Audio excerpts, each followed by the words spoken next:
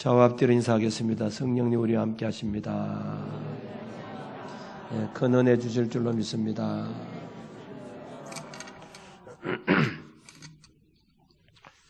믿음이라고 하는 것은 우리가 입으로 고백하는 것만으로서 우리가 믿음이 있다고 할 수가 없습니다. 온전한 믿음이 되기 위해서는 믿음에 따른 행함이 분명히 있어야 된다는 것입니다. 부활의 신앙도 마찬가지입니다. 아무리 부활을 얘기해도 그 사람이 부활을 믿는 신앙인가 하는 것은 행동 속에서 나타날 때에 부활의 신앙을 소유한 사람이라고 그렇게 할 수가 있습니다. 우리 성도들은 모두 예수님의 부활을 했다는 사실을 다 믿습니다. 예수님께서 2000년 전에 이 땅에 오셔서 죽으셨다가 3일 만에 부활하신 것을 믿으시면 아멘 하시기 바랍니다. 그런데 부활 신앙을 가진 자답게 살아난 자가 많지 않다고 하는 것입니다. 그러면 과연 예수님의 부활을 믿는 자인가 의심하지 않을 수가 없습니다. 기독교 역사에 있어서 뛰어난 명작이라고 하는 그림이 있습니다. 아마 전에도 한번 제가 소개한 일이 있습니다만은 스텐버그의 십자가라고 하는 그런 그림인데 유명한 그림입니다. 이 그림에는 일화가 있습니다.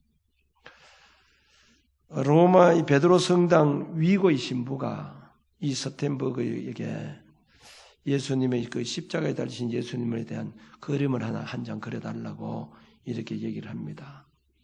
성당의 부탁을 받고 그림을 조심스럽게 그려 나가다가 도중에 그만두었습니다. 왜냐하면 너무 값싸게 흥정을 했기 때문입니다. 그래도 그림값이 비싸면 저 그릴 터인데 그림값이 너무 사기 때문에 내 이 그림 그려봐야 뭐 별 소득도 없다 싶어서 그냥 그만두게 됩니다.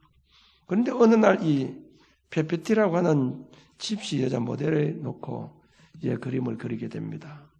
잠시 그리다가 이제 휴식 시간이 되어서 쉬게 되는데 이 페페티라고 하는 여인이 한 곳에 이 초안한 만들어 놓은 이 그림을 보면서 저 그림은 무슨 그림입니까? 라고 이렇게 질문했습니다. 예수님에 대한 그림입니다. 예수님께서 십자가에 달리신 그림입니다. 이렇게 했습니다.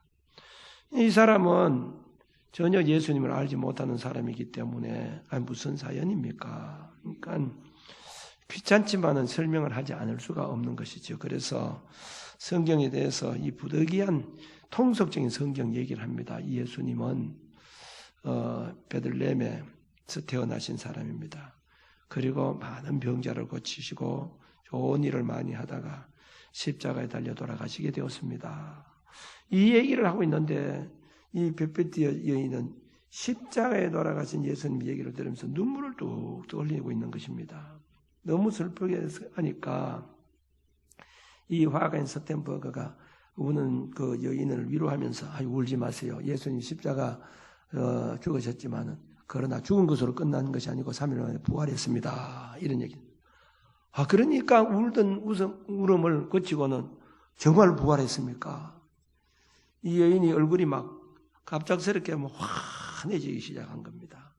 그렇게 이 기쁜 얼굴을 하는 것입니다. 그 순간 이 스텐버그는 큰 충격을 받게 됩니다. 내가 지금 이 여인에게 예수님이 만백성을 위해서 죽으시고 십자가에 죽으셨다가 부활하셨다고 하는 말을 했는데 이 말만 듣고도 저 사람이 저렇게 사람이 바라가지고 새 생명을 얻는데 예수님 부활을 믿는다고 하는 나는 예수님이 십자가 그림을 놓고 이 흥정을 하다니 내가 헐타고 이 그림을 그린다고 흉단을 하다니 이게 말이 되는 소린가?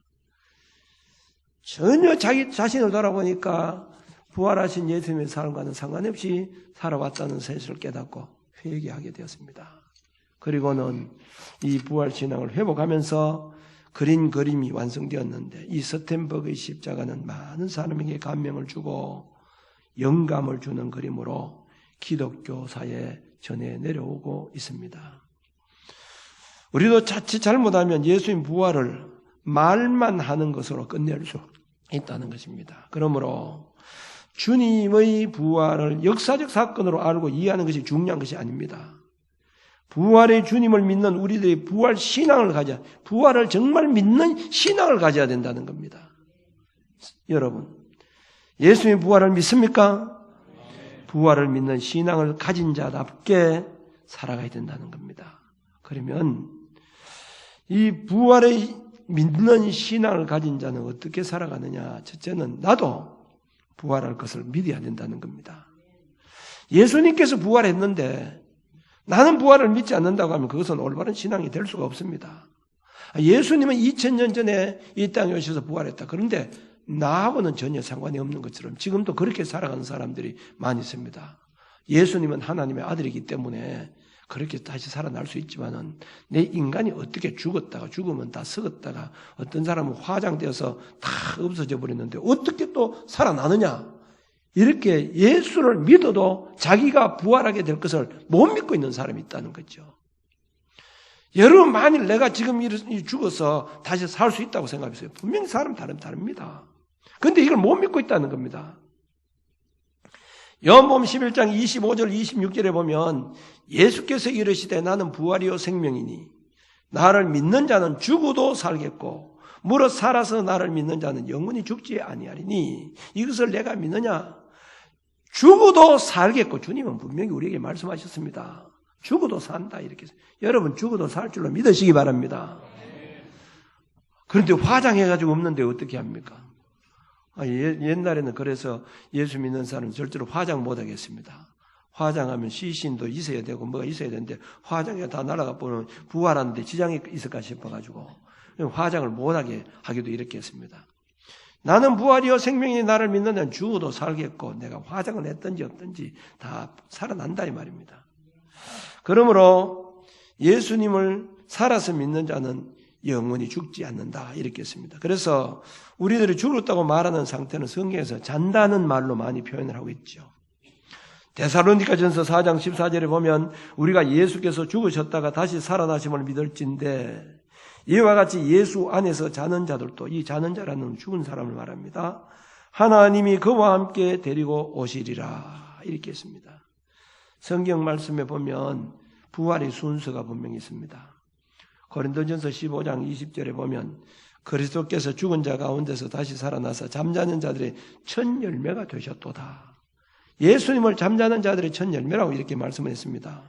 그리고 23절의 말씀 보면 각각 자기 차례대로 되리니 먼저는 첫 열매인 그리스도요.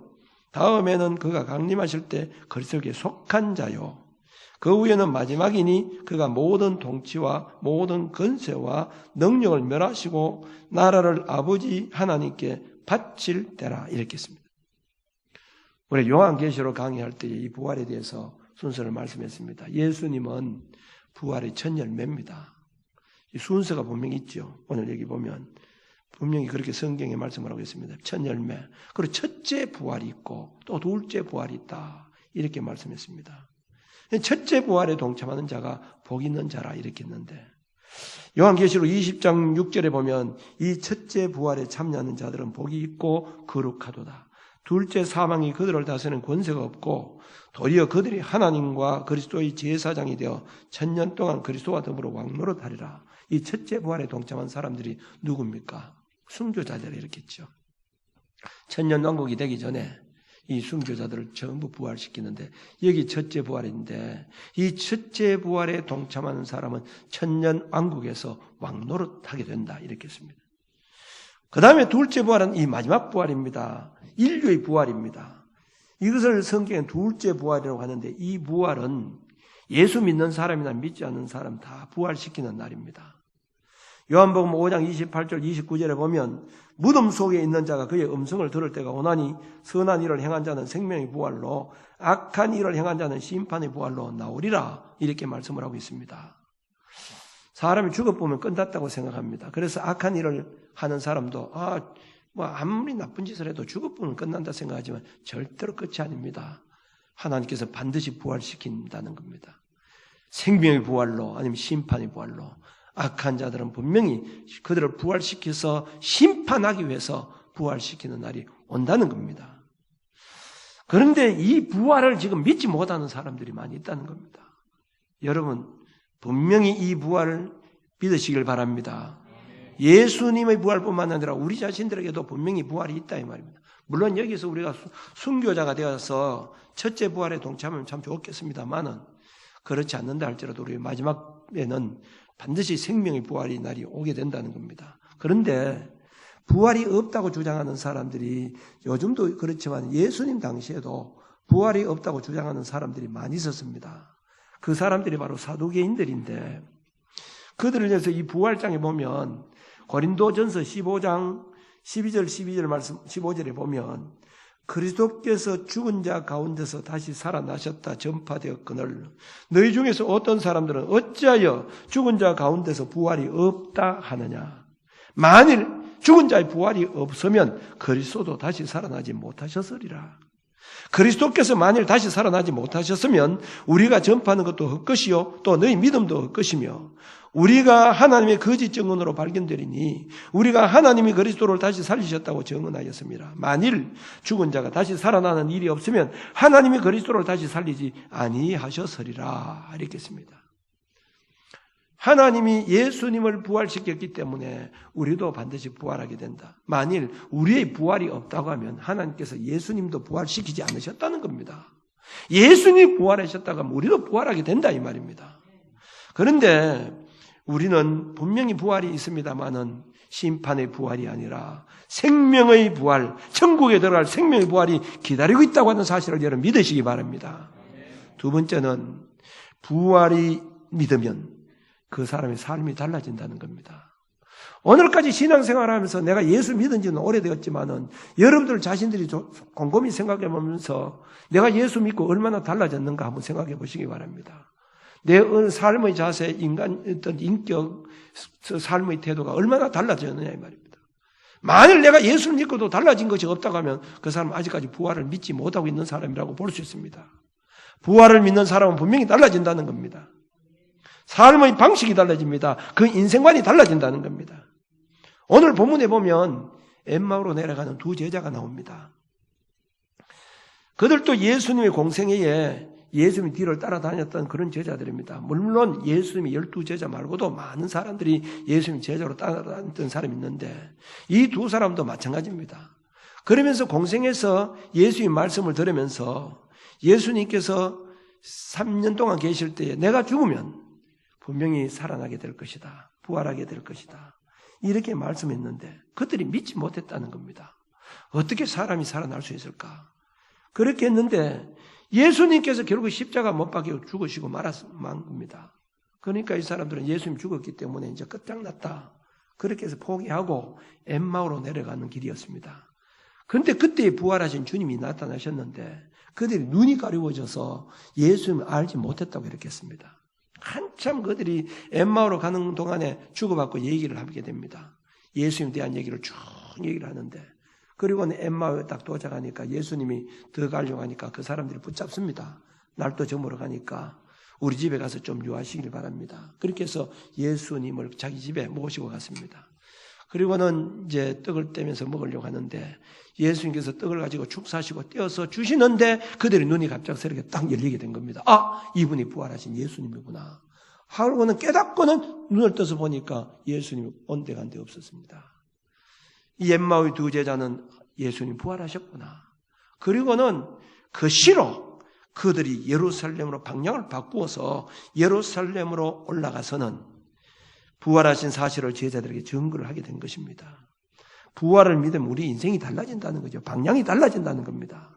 엠마오로 내려가던 그 발걸음이 다시 예루살렘으로 향하게 된다는 겁니다. 그 인생이 방향이 바뀌어졌다는 겁니다. 왜? 부활하신 주님을 만났기 때문입니다. 실제 있었던 일입니다. 일본의 동경 근처에 가면 잠이라고 하는 도시가 있다고 합니다. 그런데 이 도시에는 성결교회가 하나가 있는데 이 성결교회 독실한 아주 크리스찬 한 사람이 있는데 이름이 미야다 요시오라고 하는 사람이 있었습니다. 그런데 이 사람은 큰 목재상을 하고 있었는데 이 목재상을 경영하면서 전 신체 장애인들을 전부 채용해서 그렇게 서고 있었습니다. 그 사람의 형편에 따라서 그 일을 맡기고 저 일을 맡기곤 했습니다. 그러다 보니까 이 사람에 대한 신문이 크게 났습니다. 좋은 일을 한다고 이 신문이 났는데 그 신문이 나고 난 다음에 얼마 있지 않아서 한 통의 편지가 날라왔습니다. 그 편지의 내용은 이런 내용이었습니다. 자기는 지금 형무소에 갇혀진 죄수인데 내가 며칠 있으면 나간다는 겁니다. 출소하게 되는데 당신의 그 회사에 날 좀 일을 시켜달라는 그런 편지였습니다. 그래서 이 미야다 요시오 씨가 자기 아내와 상의를 하고는 형무소를 찾아갔습니다. 소장님께 부탁을 해서 그 사람을 좀 만나고 싶다고 하니까 그 소장이 하는 말이 그 사람 만날 필요가 없습니다. 그 사람요, 지금 형무소에 들락날락 하는데 지금 벌써 21번째입니다. 그저 나갔다 하면 좀 있다가 또 들어오고 하기 때문에 그 사람 만나봐야 소용없는 사람입니다. 그래도 억지로 그 사람 한번 만나보고 싶다고 해서 만나게 됩니다. 만나고는 약속을 합니다. 나오면 우리 회사에 오면 분명히 같이 일을 하도록 하자고 이렇게 했습니다. 그러자 이제 뭐 다 약속한 사이이기 때문에 형무소 소장이 이제 하는 얘기가 만약에 그 사람이 나오면 내가 주의해야 될 것이 있는데 회사에 취직이 되고 거기 일하게 되거든 난 절대로 그 사람 앞에 눈에 보이는데 돈 놔두면 안 됩니다. 돈 놔두면 언제 그 사람이 훔쳐갈지 모릅니다. 그 사람 눈에는 돈 보이면 안 됩니다. 그것만 조심하세요. 이렇게 했습니다. 그리고 그 사람이 출세해서 그 회사에 일을 하게 됩니다. 거기서 일을 시작하게 되는데 그 사장이 자기 교회로 그 사람을 인도하게 된 겁니다. 그래서 사장이 교회 가자고 하니까 억지로 따라가게 된 것이죠. 따라가기는 한 주, 2주 따라갔는데 목사님의 말씀을 들으면서 살살 이 변화되기 시작합니다. 그리고는 자꾸 뭔가 깨달음이 오게 됩니다. 야, 내가 믿으려고 하면 한번 옳게 믿어봐야 되겠다. 이렇게 생각하고는 그때부터 성경을 읽기 시작합니다. 성경을 읽으면서 야, 이거구나. 여기 뭐가 진리가 있구나. 이걸 그때부터 깨닫게 된 겁니다. 깨닫게 된 그 순간에 사장이 그 사람을 불렀습니다. 그리고는 장부책을 그 사람에게 맡겼습니다. 당신이 이제 우리 이 회사의 회계를 전담해라고 돈을 그 사람에게 다 맡겨버렸습니다. 그 회사가 금전출납을 전부를 담당하는 사람이 되었는데 그런데 그 이후로 한 푼의 오차가 없었다는 것이죠. 여러분, 왜 이 사람이 이렇게 달라졌을까요? 이런 변화는 예수님이 이런 변화인 줄로 믿으시기 바랍니다. 예수를 만나니까 변화되지 않을 수가 없다고 하는 사실입니다. 찬송가 369장에 보면 죄진 맡은 우리 구주 어찌 좋은 친구인지 하는 그 노래가 있습니다. 조셉 스크루라이프라고 하는 분이라고 하는 그분이 작시를 한 노래인데 이미 아일랜드 사람입니다. 약혼녀와 수영하러 갔다가 그만 자기 약혼녀가 결혼 며칠 놔두고 익사하고 맙니다. 그러니까 얼마나 실망이 컸겠습니까? 그 사랑한 사람이 자기 눈앞에서 뻔히 물에 빠져 죽는 그 장면을 보게 됩니다. 충격을 받게 됩니다. 그리고는 아일랜드에서 캐나다로 넘어가게 됩니다. 캐나다에 넘어가서 가정교사를 하면서 하는데 마침 또 캐서니라고 하는 여인을 만나게 됩니다. 그 사람하고 사랑을 하다가 또 약혼을 하게 되는데 이제 추운 날, 좀 날씨가 추운 그 날에 세례를 받게 되는데 그때 세례는 아마 침례교라서 물속에 들어가서 침례를 받는 그 세례인데 그 몸이 좀 약했는데 침례를 받고 나서 그때부터 막 몸이 약해지기 시작합니다. 그래서 폐렴이 결혼할 사람이 폐렴이 걸리게 됩니다. 그리고 4개월 만에 또 죽어버리고 맙니다. 얼마나 실망이 큰지 그는 그 이후로부터 결혼을 하지 않고 독신을 지내면서 있다가 친구가 부활주일에 데리고 나갔는데 거기서 부활하신 주님을 만나게 됩니다. 그리고는 일생을 자기는 주님을 위해서 살겠다고 하고는 목회자가 됩니다. 그리고는 죄진 맡은 우리 구주 어찌 좋은 친구인지 근심걱정 2절에 3절에 보면 근심걱정 무거운지 아니진 자 누군가 피난처는 우리 예수 주께 기도드리세요. 이 사람이 이렇게 바뀌어진 것이 무엇 때문입니까? 부활하신 주님을 만났기 때문이라는 겁니다. 여러분 부활하신 주님을 만나게 되면 사람이 바뀌어지는 줄 믿으시기 바랍니다. 여러분 가운데 사랑하는 사람이 변화되기를 원하십니까? 남편이 변화되기를 원합니까? 아들, 딸들이 변화되기를 원합니까? 부활하신 예수님을 만나기만 하면 변화가 일어날 줄로 믿으시기 바랍니다. 사도 바울이 다메섹 도상에서 부활의 주님을 만나게 되었을 때 그의 삶이 완전히 달라졌습니다. 새로운 삶의 능력을 가지고 살았습니다. 전에와는 전혀 다른 삶을 살게 되었던 것입니다. 오늘도 마찬가지입니다. 부활의 주님을 만나게 되면 어떤 사람이든지 사람이 달라진다는 겁니다. 세 번째, 이 부활의 주님을 믿게 되면 죽음 앞에서도 담대할 수가 있습니다. 다시 말하면 부활의 주님을 확실히 믿으면 어떤 어려움이나 죽음도 두려워하지 않는다는 겁니다. 예수님의 제자를 보시길 바랍니다. 그들은 3년 동안 예수님의 뒤를 따라다녔지만은 그들은 부활하신 주님을 몰랐기 때문에 주님께서 십자가를 지신 순간에 다 뿔뿔이 도망쳤습니다. 다 숨었습니다. 벌벌 떨었습니다. 그런데 이렇게 벌벌 떨던 그 제자들이 부활하신 주님을 만나고 난 다음에 180도로 달라졌다는 겁니다. 어제만 해도 다락방에 숨어서 벌벌 떨던 그런 제자들이었습니다. 그런데 이제는 죽음 앞에서도 두려워할 줄 모르는 그런 사람들이 되었습니다. 심지어는 생명까지도 헌신짝처럼 내던져 순교하면서 저들이 복음을 전가하면서 일평생 살았습니다. 왜 저들이 이런 위험을 조금도 두려워하지 않냐고 복음을 전가하며 예수 그리스도를 전하면서 살았습니까? 주님이 살아계신 줄 믿었고 그들 역시도 죽었다 할지라도 생명의 부활이 있다는 사실을 알았기 때문이라는 겁니다. 그래서 예수님을 3번이나 부인했던 그 베드로, 로마에 가서 십자가에 복음을 전하다가 거꾸로 매달려 죽었습니다. 빌립은 소아시아에서 십자가를 지고 죽었다고 합니다. 바들로메는 몸에 가죽을 벗기는 죽음을 당해서 죽었다고 합니다. 도마는 인도에서 복음을 전하다가 순교했다고 합니다. 마가는 알렉산드리아에서 기도하면서 순교했다고 합니다. 마태는 에티오피아에서 창에 찔려서 순교했다고 합니다. 안드레는 에데사에서 십자가에 못 박혀서 죽었다고 합니다. 가룟 유다 대신 예수님이 제자가 되었던 이 마띠아는 예루살렘에서 돌에 맞아서 죽었다고 합니다. 누가는 헬라에서 감람나무에 매달려 죽임을 당했다고 합니다. 바울은 로마에서 칼에 목이 떨어지도록 예수님의 이름을 부르다가 죽었습니다. 사도 요한은 밤모섬에 귀양 가서 100살까지 살면서 온갖 신을 다 겪다가 죽게 되었습니다. 죽음이 무서워서 도망쳤던 이 모든 제자들이 이렇게 순교하면서까지도 외쳤던 그 메시지가 뭡니까?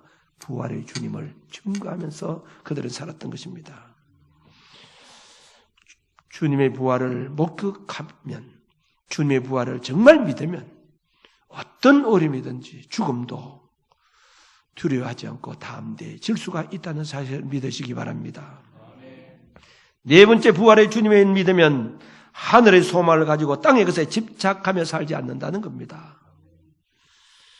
예수님의 천국 비유에서 보면 마태복음 13장에 밭에 감추인 보화의 비유의 말씀이 있습니다. 밭에 감추인 보화의 어떤 사람이 우리 이스라엘 나라는 전쟁이 자주 있었기 때문에 요즘처럼 이 돈 같은 것을 은행에 저축할 데가 없었습니다. 그래서 이제 전쟁이 일어날까 싶어서 돈이 많이 있고 또 전쟁이 나고 이러면 큰 항아리에다가 그 뭐 보석이라든지 요즘 같은 돈이라든지 뭐 요즘 우리가 말하는 뭐 달러라든지 뭐 수표라든지 이걸 항아리에다 넣어놓습니다. 항아리 엮고는 자기만 알고 있는 저 땅 속에다가 밭에다가 깊이 파묻어 놓습니다. 그러면 피난 갔다가 돌아오면 또 이제 다시 파면 되니까. 그렇게 했는데 그렇게 놓고는 가서 그 사람이 죽어버립니다. 그럼 모르죠. 그리고는 자기 자녀들도 모릅니다. 나중에 자녀들이 와서 그 땅을 팔아버립니다. 팔든지 아니면 또 그냥 놔두는데 그래서 일을 시킵니다. 어떤 사람을 이제 고용을 해서 일을 시키는데 이 사람이 일을 하다 보니까 그 땅속에서 부화가 나오게 된 겁니다. 그런데 그걸 발견하게 되면 주인 것이 되기 때문에 그 사람은 땅속에 그냥 숨겨놓고 그때부터 재산을 막 팝니다. 자기 재산을 다 팔아가 안 팔겠다고 하는 땅을 삽니다. 여러분 많이 이렇게 하면 되죠. 땅값이 지금 1억인데 100억을 주겠다고 하면 안 팔 사람이 있겠습니까? 100억을 주겠다고 하는데. 그런데 사람이 그렇게 사니까 저 사람 미친 사람인가 왜 저래 사는가. 그렇지만 그 사람은 값이 있습니다. 왜? 그 가치가 있기 때문이랍니다. 천국의 부활을 깨닫게 되면 세상 것은 가치가 없다 이 말입니다. 세상 것에 집착하지 않는다는 겁니다. 하늘의 소망을 가지게 된다는 겁니다. 우리가 예수를 믿으면서도 아직까지 하늘의 소망을 가지 않고 땅에 집착하면서 살아가는 이유가 무엇 때문이냐? 부활하신 주님을 믿지 않기 때문이라는 겁니다. 예수님 당시에 부자가 찾아와서 어떻게 하면 영생을 얻을 수 있습니까? 라고 질문을 했습니다. 그 사람의 결론적인 예수의 말씀이 무엇입니까? 너 있는 것을 팔아서 가난한 사람에게 나눠주고 나를 좇으라고 이렇게 했습니다. 그런데 그 부자는 근심하면서 돌아갔다고 이렇게 했습니다. 원인이 무엇일까요? 그 사람은 천국을 발견하지 못했기 때문입니다. 부활하신 주님을 믿지 못했기 때문이라는 겁니다. 부활을 믿으면 세상 것에 집착하지 않는다는 겁니다. 초대교회 성도들을 한번 보시길 바랍니다. 부활하신 예수를 만나고 나니까 자기 재산을 모두 팔아서 사도들 발 앞에 가지고 왔다고 하는 얘기하고 있습니다. 선다시 목사님께서 복음 증거를 받고 성령을 체험한 후에 예수 그리스도의 살아계심을 확신한 후에 그는 자기에게 주어질 아버지의 상속권을 다 포기해버리고 말았습니다. 인도의 귀족의 명예도 다 버렸습니다. 평안하고 안락한 집도 버렸습니다. 그를 살아가는 여인도 버렸습니다. 세상의 모든 것을 배설물로 여겼습니다. 그 이유는 사도 바울이 예수를 만난 후에 고백했던 그 고백이 그의 고백이기 때문입니다. 빌립보서 3장 8절에서 9절에 보면 또한 모든 것을 해로 여김은 내 주 그리스도 예수를 아는 지식이 가장 고상함을 인함이라. 내가 그를 위하여 모든 것을 잃어버리고 배설물로 여김은 그리스도를 얻고 그 안에서 발견되려 함이니 내가 가진 너희는 율법에서 난 것이 아니요 오직 그리스도를 믿음으로 말미암은 것이니 그 믿음으로 하나님께로서 난 너희라. 이 고백을 하고 모든 걸 다 버린 이 선다싱이나 사도 바울 역사 속에서 찬란히 빛나고 있는 것을 볼 수가 있습니다. 예수 그리스도만이 우리에게 유리한 소망이신 줄로 믿으시기 바랍니다. 예수 그리스도의 생명의 길이 있음을 믿으시기 바랍니다. 이 부활의 예수를 믿게 된다고 하면 땅의 것에 집착하지 않는다는 겁니다. 땅의 물질, 땅의 명예, 세상 인기 그게 집착하지 않는, 연연하지 않는다는 겁니다. 분토와 같이 버릴 수 있다는 겁니다. 부활하신 주님을 만나게 되면 그렇다 이 말입니다.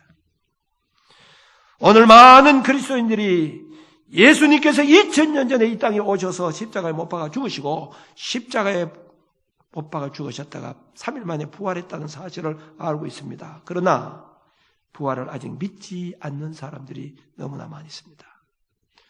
입으로는 부활을 믿고 있으면 믿는다고 하면서도 생활 속에서는 믿지 않는 사람들이 너무 많이 있다는 겁니다. 사랑하는 성도 여러분, 내 자신이 정말 예수 그리스도를 부활하심을 믿는다고 하는 사실을 여러분 정말 믿는다고 하면 내 자신도 언젠가는 생명의 부활의 날이 온다는 사실을 믿어야 됩니다. 그리고 내 자신이 변화되어야 된다는 겁니다. 예수를 믿고도 변화되지 않았다고 하면 아직까지 부활하신 주님을 만나지 못했기 때문입니다. 그리고 내 자신이 정말 이 부활을 믿는다고 하면 어떤 두려움도 죽음도 이길 수가 있다는 것을 믿으시기 바랍니다. 세상 것에 집착하지 않는다는 겁니다.